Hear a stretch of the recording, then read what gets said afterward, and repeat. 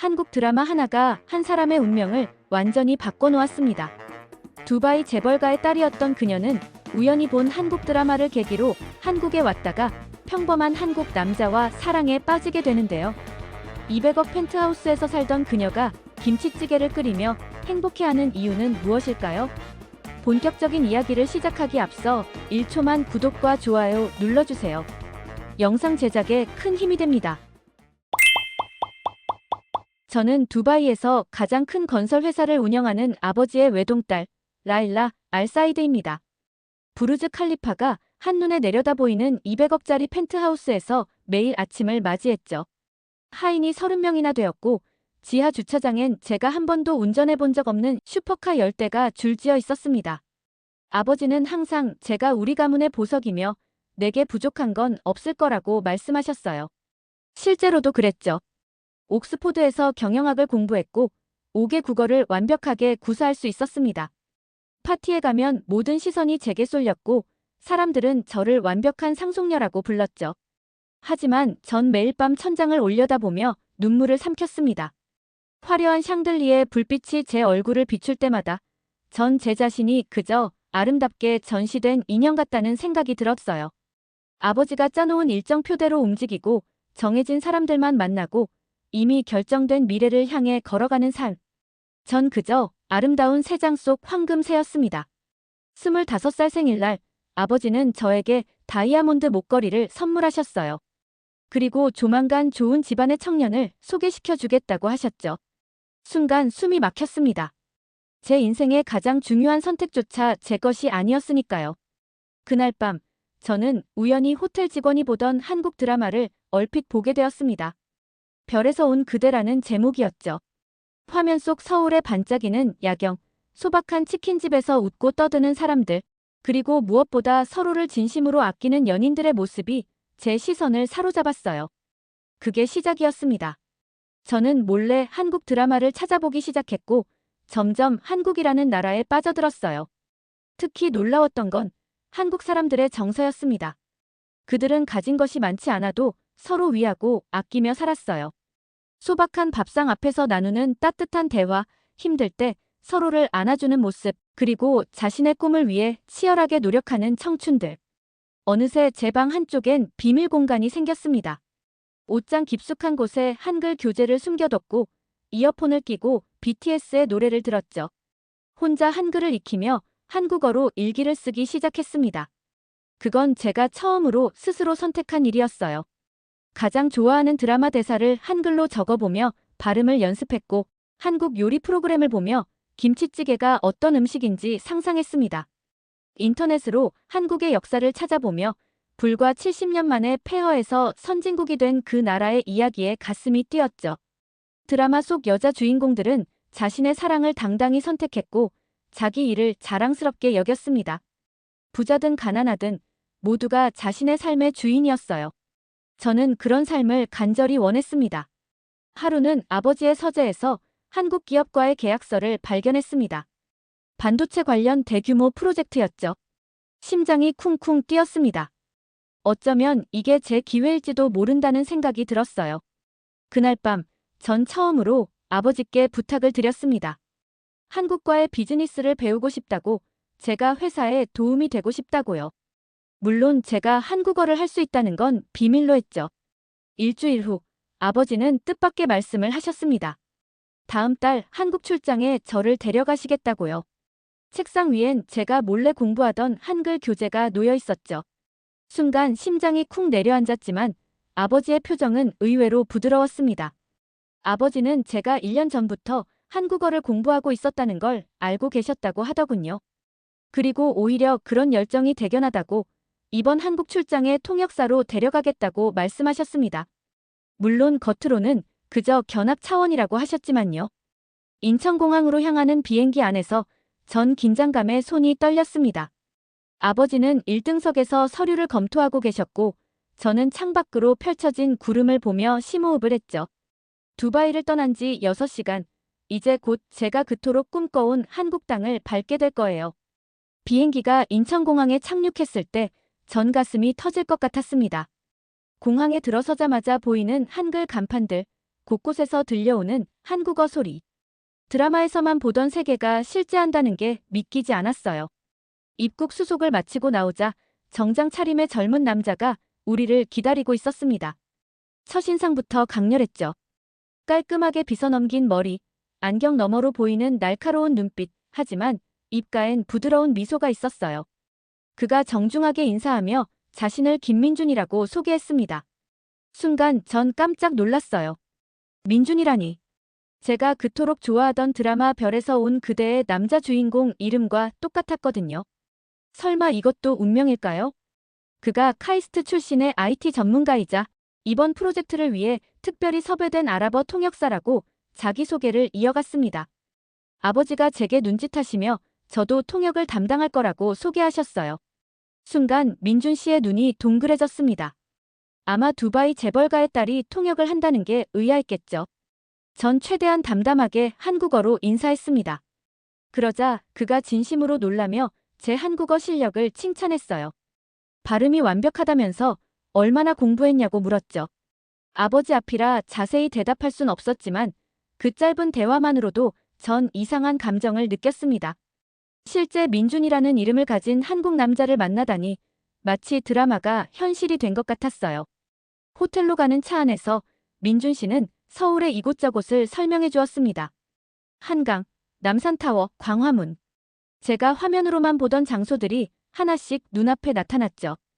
그의 설명은 단순한 관광 안내가 아니었어요. 각 장소에 얽힌 역사와 한국인들의 삶이 녹아 있었습니다. 특히 인상 깊었던 건 한강을 지날 때였습니다. 민준 씨는 이 강이 한국 현대사의 증인이라고 했어요. 전쟁의 상처를 겪었지만 이제는 시민들의 휴식처가 되었다고요. 그의 목소리엔 자부심과 애정이 가득했죠. 드라마 속 도민준처럼 차갑고 시니컬한 모습과는 달리 실제 민준은 따뜻하고 열정적인 사람이었어요. 호텔에 도착한 후 민준 씨는 내일 일정을 브리핑하며 조심스럽게 물었습니다. 혹시 자유시간에 가보고 싶은 곳이 있냐고요. 전 순간적으로 가슴이 뛰었지만 아버지 눈치를 보며 없다고 대답했죠. 그런데 민준 씨가 작은 종이를 건네주더군요. 거기엔 그의 연락처와 함께 서울 관광 추천 코스가 적혀 있었습니다. 그러면서 혼자 다니기 어려우면 언제든 연락하라고 통역사로서 당연한 일이라고 덧붙였어요. 그날 밤 호텔방에서 전 그 종이를 한참 들여다봤습니다. 깔끔한 글씨로 적힌 장소들, 인사동, 북촌 한옥마을, 이태원. 그리고 마지막엔 작게 한국을 제대로 느끼고 싶다면이라는 문구와 함께 동네 시장과 작은 식당들이 적혀 있었죠. 다음 날 공식 일정이 시작되었습니다. 삼성전자 사옥에서의 미팅, 반도체 공장 견학. 전 아버지 옆에서 통역을 하며 한국 기업인들의 열정을 직접 목격했어요. 특히 놀라웠던 건 그들의 겸손함이었습니다. 세계 최고 수준의 기술력을 가지고도 항상 더 배우려는 자세를 보였거든요. 쉬는 시간, 민준 씨와 단둘이 커피를 마시게 되었습니다. 그가 조심스럽게 물었어요. 한국에 대해 어떻게 알게 되었냐고, 왜 한국어를 배웠냐고요. 전 처음으로 누군가에게 제 이야기를 털어놨습니다. 드라마를 통해 한국을 알게 된 것, 혼자 몰래 공부한 것, 그리고 이 나라가 주는 특별한 울림에 대해서요. 그러다 문득 용기를 내어 말했죠. 사실 별에서 온 그대라는 드라마를 정말 좋아했는데 민준이라는 이름을 듣고 깜짝 놀랐다고요. 그러자 민준 씨가 웃으며 말했습니다. 자기도 그 드라마 때문에 한동안 도민준이라고 불렸다면서 하지만 자기는 외계인은 아니라고 농담을 했어요. 그 순간 전 기묘한 동질감을 느꼈습니다. 완전히 다른 배경에서 자란 우리였지만 뭔가 통하는 게 있었어요. 그의 눈빛에서 진정성을 받고 그의 말에서 따뜻함을 느꼈죠. 저녁 식사 후 아버지가 피곤하다며 먼저 방으로 올라가셨습니다. 민준 씨가 작은 목소리로 물었어요. 지금이라도 서울 야경을 보러 가지 않겠냐고요. 전 망설였지만 결국 고개를 끄덕였습니다. 남산타워 전망대에서 바라본 서울의 밤은 장관이었습니다. 수많은 불빛들이 반짝이는 모습이 마치 별이 쏟아진 것 같았죠. 민준 씨는 저 불빛 하나하나가 누군가의 삶이고 꿈이라고 했습니다. 그 말이 왜 그렇게 가슴에 와닿았는지 모르겠어요. 호텔로 돌아오는 길, 민준 씨가 물었습니다. 내일 오후 자유시간에 진짜 한국을 보여주고 싶다고, 관광지 말고 한국인들이 실제로 사는 모습을 보여주고 싶다고요. 전 주저없이 좋다고 대답했습니다. 그날 밤, 전 오랜만에 편안하게 잠들었어요. 내일이 기다려지는 마음으로요. 드라마 속 민준과 현실의 민준, 두 사람 모두가 제게 특별한 의미로 다가왔습니다. 어쩌면 이 모든 게 우연이 아닐지도 모른다는 생각을 하면서요. 다음 날 오후 민준 씨와 약속한 자유시간이 되자 전 설레는 마음을 감출 수 없었습니다. 그가 저를 데려간 곳은 광화문도 명동도 아닌 평범한 주택가였어요. 좁은 골목길, 오래된 간판들, 그리고 시장 상인들의 정겨운 목소리가 들려왔죠.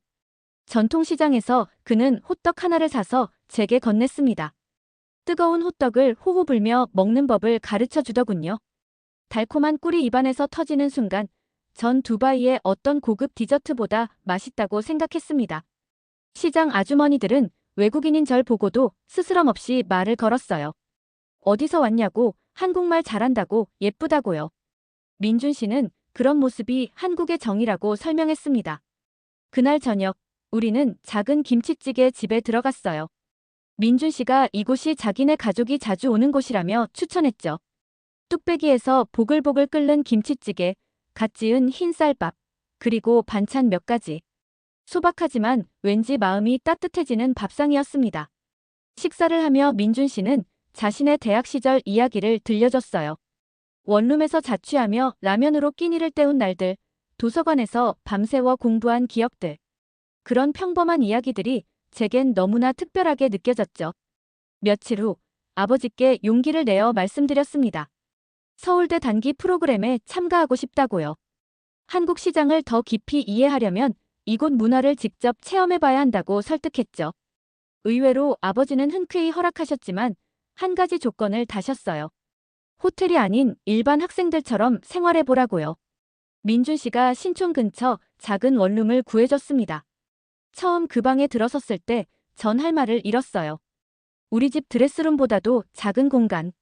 하지만 이상하게도 답답하지 않았습니다. 오히려 아늑하고 포근한 느낌이었죠. 첫날 밤, 전생에 처음으로 혼자 라면을 끓여봤습니다. 물 조절을 잘못해서 너무 짜게 됐지만 제 손으로 만든 첫 요리라는 게 뿌듯했어요. 창밖으로 보이는 서울의 야경을 보며 전 진짜 자유를 느끼고 있었습니다. 다음 날, 민준 씨가 걱정스러운 얼굴로 찾아왔어요. 혹시 불편한 게 없냐고, 필요한 게 있으면 뭐든 도와주겠다고요. 전 오히려 그에게 고마워했습니다. 이런 경험을 할 수 있게 해줘서요. 그날부터 민준 씨는 퇴근 후 가끔 제 원룸에 들러 한국 생활 팁을 알려줬습니다. 세탁기 사용법, 분리수거하는 법, 지하철 타는 법. 처음엔 모든 게 서툴렀지만 점점 익숙해져 갔어요. 어느 날 저녁, 우리는 함께 김치찌개를 만들었습니다. 민준 씨가 어머니에게 배운 비법이라며 김치를 먼저 볶아야 한다고 가르쳐줬죠. 좁은 부엌에서 어깨를 부딪히며 요리하는 동안 전 이상한 행복감을 느꼈습니다. 완성된 김치찌개를 작은 밥상에 놓고 마주 앉아 먹었어요. 민준 씨가 소주 한 병을 꺼내며 한국의 회식 문화에 대해 설명했죠. 처음 마셔보는 소주는 써서 얼굴을 찡그렸지만 그래도 재미있었어요. 서울대 수업도 시작됐습니다. 한국 학생들의 학구열은 정말 놀라웠어요. 수업 시간에 활발히 질문하고 도서관에서 밤늦게까지 공부하는 모습. 처음엔 따라가기 벅찼지만 곧 그들의 열정에 감화되었죠. 같은 수업을 듣는 친구들도 생겼습니다. 그들은 제가 두바이에서 왔다는 걸 알고도 차별하지 않았어요. 오히려 제 나라에 대해 궁금해하고 아랍 문화를 배우고 싶어 했죠. 우리는 함께 학교 근처 포장마차에서 떡볶이를 먹으며 수다를 떨었습니다. 민준 씨와의 관계도 점점 가까워졌어요. 주말이면 함께 서울 곳곳을 돌아다녔죠. 북한산 등산을 하며 그가 들려준 한국의 산 문화, 한강공원에서 치킨과 맥주를 먹으며 나눈 일상적인 대화들. 모든 순간이 특별했습니다. 어느 날, 우리는 민속촌에 갔어요. 전통 혼례식을 구경하던 중 신부가 시부모님께 절하는 패백장면을 봤습니다. 가족 간의 예와 사랑이 느껴지는 그 의식에 전 눈물이 났어요. 두바이의 화려한 결혼식과는 다른 따뜻한 가족애가 느껴졌거든요. 민준 씨가 조심스럽게 손수건을 건네며 물었어요. 왜 우는 거냐고요? 전 솔직하게 답했습니다. 이런 게 진짜 가족 같다고, 이런 결혼을 하고 싶다고요. 왠지 그날 저는 진짜 행복이 뭔지 알게 된 것 같았어요. 그건 큰 집도 비싼 차도 아니었죠. 사랑하는 사람과 함께하는 소소한 일상. 그게 진짜 행복이 아닐까라는 생각을 하게 됐어요. 민준 씨는 제게 한국의 소확행이라는 개념을 알려줬어요. 작지만 확실한 행복. 이제 전 그 의미를 완전히 이해할 수 있었습니다. 서울의 작은 원룸에서 전생의 가장 큰 행복을 느끼고 있었으니까요. 두바이로 돌아가야 할 날이 점점 다가오고 있었지만 전 이미 마음의 결정을 내리고 있었습니다. 이곳에서 이 사람과 함께 진짜 제 인생을 살고 싶다고요. 어느 토요일 아침, 민준 씨가 특별한 곳에 데려가고 싶다며 일찍 찾아왔습니다. 목적지는 용산에 있는 전쟁기념관이었어요. 처음엔 의아했지만 그곳에서 저는 한국이라는 나라를 완전히 새롭게 보게 되었죠. 전시관에 들어서자마자 보이는 한국 전쟁의 참상, 폐허가 된 서울 시내 사진들, 피란민들의 모습, 그리고 전사자들의 이름이 빼곡히 적힌 추모벽. 가슴이 먹먹해졌습니다. 민준 씨는 조용히 설명했어요. 불과 70년 전만 해도 이 나라는 세계에서 가장 가난한 나라 중 하나였다고. GDP가 아프리카 최빈국보다도 낮았다고요. 그런데 지금은 세계 10위권의 경제 대국이 되었죠. 특히 충격적이었던 건 1960년대 서울 사진이었습니다. 지금의 강남 일대가 논밭이었고 한강변은 판자촌으로 가득했어요. 그런데 현재는 초고층 빌딩이 즐비한 국제도시가 되었죠. 민준 씨가 진지한 표정으로 말했습니다. 두바이는 석유라는 자원 덕분에 부자가 되었지만 한국은 오직 사람의 힘으로 이 기적을 만들었다고요. 교육에 대한 열정, 근면함, 그리고 더 나은 미래를 향한 희망이 있었기에 가능했다고. 전시관을 나와 근처 카페에 앉았을 때 민준 씨가 자신의 가족 이야기를 꺼냈습니다. 그의 할아버지는 전쟁통에 가족을 잃고 혼자 살아남았다고 해요. 먹을 게 없어서 나무 껍질과 풀뿌리를 먹으며 버텼다고요. 그의 아버지는 1970년대에 독일 광산으로 파견된 광부였습니다. 위험한 갱도에서 석탄을 캐며 번 돈을 한국에 보냈죠. 그 돈으로 동생들이 학교에 다닐 수 있었고 가족이 굶지 않을 수 있었다고요. 민준 씨 자신은 그런 희생 덕분에 카이스트에서 공부할 수 있었고 지금은 IT 전문가가 되었죠. 3대에 걸친 이 이야기를 들으며 전 왈칵 눈물이 났습니다. 두바이에서 태어나 모든 걸 당연하게 누려온 저와는 너무나 다른 삶이었어요. 하지만 그들의 이야기엔 뭔가 숭고한 아름다움이 있었습니다. 자신을 희생하며 다음 세대를 위해 헌신한 그 정신이요. 그날 저녁, 우리는 한강공원으로 갔습니다. 해질녘 한강의 풍경은 정말 아름다웠어요. 자전거를 타는 사람들, 돗자리를 펴고 치킨을 먹는 가족들, 조깅하는 청년들. 평화로운 일상의 모습들이었죠. 민준 씨가 말했어요. 이 강이 바로 한강의 기적의 상징이라고. 전쟁으로 파괴되었던 이 강변이 이제는 시민들의 휴식처가 되었다고요. 그의 목소리엔 자부심이 가득했습니다. 우리도 편의점에서 맥주와 과자를 사서 잔디밭에 앉았어요. 노을이 지는 하늘을 바라보며 민준 씨가 조심스럽게 물었습니다. 한국에서의 생활이 어떤지, 두바이가 그립지 않은지요. 전 솔직하게 대답했어요. 처음엔 작은 원룸이 답답했지만 이제는 그곳이 진짜 내 공간처럼 느껴진다고. 두바이의 화려함보다 서울의 소박한 일상이 더 행복하다고요. 그러자 민준 씨가 저를 빤히 바라봤습니다. 그의 눈빛에서 뭔가 특별한 감정을 느꼈어요. 그가 제 손을 살짝 잡으며 말했죠. 라일라 씨가 여기 있어서 자기도 행복하다고. 그 순간 우리 사이에 묘한 긴장감이 흘렀습니다. 서로의 마음을 확인하는 순간이었죠. 하지만 동시에 현실의 벽도 느껴졌어요. 전 곧 두바이로 돌아가야 했고 그곳엔 아버지가 정해놓은 미래가 기다리고 있었으니까요. 돌아오는 길, 민준 씨가 말했습니다. 한국이 이룬 기적처럼 우리도 우리만의 기적을 만들 수 있을 거라고. 그 말이 위로가 되면서도 가슴 한편이 아려왔어요. 그날 밤 원룸 창문으로 보이는 서울의 불빛들을 보며 생각했습니다. 저 하나하나의 불빛이 누군가의 꿈이고 희망이라던 민준 씨의 말처럼 저도 제 꿈을 향해 나아가야 한다고. 다음 날부터 우리는 더 자주 만났어요. 함께 영화를 보고 맛집을 찾아다니고 때론 그냥 한강변을 걸으며 이야기를 나눴죠. 우리가 나눈 대화엔 늘 미래에 대한 희망과 현실에 대한 걱정이 섞여 있었습니다. 민준 씨는 제게 한국 사회의 다양한 면을 보여줬어요. 대기업의 성공 스토리뿐 아니라 작은 가게를 운영하며 성실히 살아가는 사람들의 이야기도요. 모두가 자기 자리에서 최선을 다하는 모습이 인상적이었죠. 특히 기억에 남는 건 그의 어머니를 만난 날이었습니다. 시장에서 반찬 가게를 하시는 어머니는 저를 따뜻하게 맞아주셨어요. 외국인 며느리는 싫다던 어머니가 절 보시곤 마음이 바뀌셨다며 민준 씨가 장난스럽게 말했죠. 시간이 흐를수록 저는 확신하게 되었습니다. 이곳이 제가 있어야 할 곳이고 이 사람이 제가 함께 해야 할 사람이라는 걸요. 하지만 동시에 두려움도 커졌습니다. 다가오는 이별의 순간이 두려웠어요. 서울에서의 마지막 주가 다가왔을 때 아버지로부터 영상통화가 왔습니다. 화면 속 아버지의 표정은 평소보다 엄격했어요. 다음 달 15일로 약혼식 날짜가 확정됐다며 곧 두바이로 돌아오라고 하셨죠. 상대는 아부다비의 석유 재벌 아들이었습니다. 두 집안의 사업 확장을 위한 전략적 결합이라고 아버지는 설명하셨어요. 제 의견은 한 번도 물어보지 않으셨죠.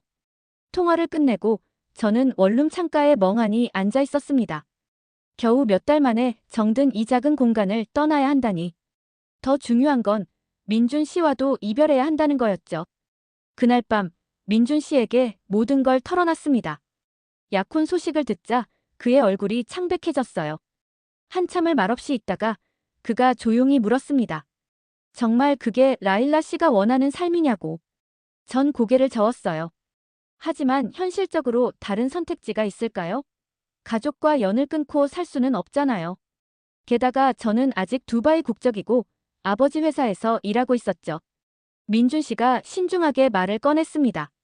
만약 라일라 씨가 진정으로 원한다면 한국에 합법적으로 체류할 방법들이 있다고요. 학생 비자를 연장하거나 취업 비자를 받거나. 다음 날 예상치 못한 일이 벌어졌습니다. 아버지가 보낸 비서 한 명이 서울에 도착한 거예요. 표면적으로는 제 귀국 준비를 돕기 위해서였지만 사실상 감시자였죠. 비서는 정중했지만 단호했습니다. 이번 주 일요일 저녁 비행기로 함께 두바이로 돌아가야 한다고요. 그때까지 남은 시간은 단 4일이었습니다. 그날 저녁 민준 씨가 찾아왔어요. 비서가 잠시 자리를 비운 틈을 타서요. 그의 표정은 진지했습니다. 품에서 서류 뭉치를 꺼내더군요. 첫 번째는 서울대학교 대학원 입학 서류였습니다. 이미 교수님과 상의를 마쳤다며 제가 한국학을 전공하면서 연구 조교로 일할 수 있도록 추천해주겠다고 하셨다네요. 학비도 장학금으로 해결할 수 있다고요. 두 번째는 한국의 스타트업 회사에서 보낸 고용 의향서였어요. 제가 가진 아랍어 능력과 비즈니스 경험을 높이 평가해서 중동 시장 개척팀에서 일해줬으면 한다는 내용이었죠. 민준 씨가 진지하게 말했어요. 이건 도망이 아니라 제 인생을 선택하는 거라고. 한국은 이제 충분히 라일라 씨가 꿈을 펼칠 수 있는 곳이 됐다고요. 그리고 그가 제 손을 잡으며 말했습니다. 아직은 많은 게 부족하지만 함께 하나씩 만들어가고 싶다고. 작은 원룸에서 시작하더라도 서로 의지하며 살아가자고 말이에요. 솔직히 무서웠습니다. 지금까지 당연하게 누려온 것들을 포기한다는 게요. 하지만 동시에 가슴이 뛰었어요. 처음으로 제 인생을 제가 선택할 수 있다는 사실에요. 그때 휴대폰이 울렸습니다. 어머니였어요. 오랜만에 들은 어머니 목소리는 따뜻했습니다. 그런데 뜻밖의 말씀을 하시더군요. 어머니도 젊었을 때 할아버지가 정해준 혼처를 거부하고 아버지와 결혼했다고. 당시엔 집안에서 난리가 났지만 결국 진실한 사랑 앞에서는 모두가 인정할 수밖에 없었다고. 그러면서 제가 어떤 선택을 하든 응원하겠다고 하셨어요. 어머니와의 통화가 끝난 후 저는 결심했습니다. 민준 씨를 바라보며 말했어요. 한국에 남겠다고. 당신과 함께 새로운 인생을 시작하고 싶다고요. 일요일 오후 비서가 공항으로 가자고 했을 때 전 정중히 거절했습니다. 대신 미리 준비한 편지를 건넸죠. 아버지께 드리는 편지였어요. 편지엔 이렇게 적었습니다. 자신의 인생을 스스로 선택하고 싶다고. 한국에서 공부하고 일하면서 진정한 행복을 찾았다고. 언젠가는 아버지도 제 선택을 이해해 주실 거라 믿는다고. 비서가 당황한 얼굴로 떠난 후 민준 씨가 제 옆으로 왔습니다. 우리는 작은 원룸 창가에 나란히 앉아 서울의 노을을 바라봤어요. 앞으로의 길이 쉽지 않을 거란 걸 알았습니다. 하지만 한강의 기적을 만든 이 나라에서 사랑하는 사람과 함께라면 우리도 우리만의 기적을 만들 수 있을 거라 믿었어요. 그로부터 3년이 흐른 지금 저는 서울 마포구의 작은 카페에서 이 글을 쓰고 있습니다. 창밖으로는 여전히 분주한 서울의 일상이 펼쳐져 있죠. 이제 이 풍경은 제 삶의 일부가 되었습니다. 아버지의 분노는 예상보다 오래 갔습니다. 처음 1년간은 연락이 완전히 끊겼죠. 하지만 어머니가 중재자 역할을 해주셨고 결국 아버지도 제 선택을 받아들이셨어요. 지난달에는 처음으로 서울을 방문하셨습니다. 아버지가 우리의 작은 신혼집을 둘러보시며 말씀하셨어요. 딸이 행복해 보여서 다행이라고. 그리고 민준 씨에게 고맙다고도 하셨죠. 그 순간 제 눈에선 눈물이 흘렀습니다. 저는 서울대에서 한국학 석사 과정을 마쳤고 지금은 한 중동 문화교류센터에서 일하고 있어요. 민준 씨는 여전히 IT 회사에서 일하면서 주말엔 저와 함께 통번역 일을 하고 있죠. 작년에 우리는 작지만 따뜻한 결혼식을 올렸습니다. 양가 부모님이 모두 참석하신 가운데 두 문화를 조화롭게 섞은 특별한 예식이었어요. 얼마 전 두바이에서 온 사촌 동생이 물었어요.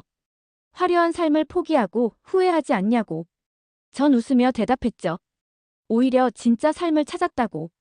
200억 펜트하우스 대신 전세 아파트에 살고 운전기사 대신 지하철을 타지만 전 행복해요. 매일 아침 민준 씨와 함께 출근 준비를 하는 평범한 일상이 좋습니다. 오늘도 한강변을 산책하다가 생각했어요. 한국이 이룬 한강의 기적처럼 저도 제 인생의 기적을 만들어가고 있다고. 그 기적의 이름은 바로 사랑과 선택이었습니다. 며칠 후면 우리 부부는 첫 아기를 만나게 됩니다. 두 문화를 품고 태어날 우리 아이는 어떤 모습일까요? 제가 선택한 이 길이 때론 험난했지만 단 한 번도 후회한 적은 없어요. 한국이 전쟁의 폐허에서 일어나 기적을 만들었듯이 저도 정해진 운명에서 벗어나 제 기적을 만들었습니다.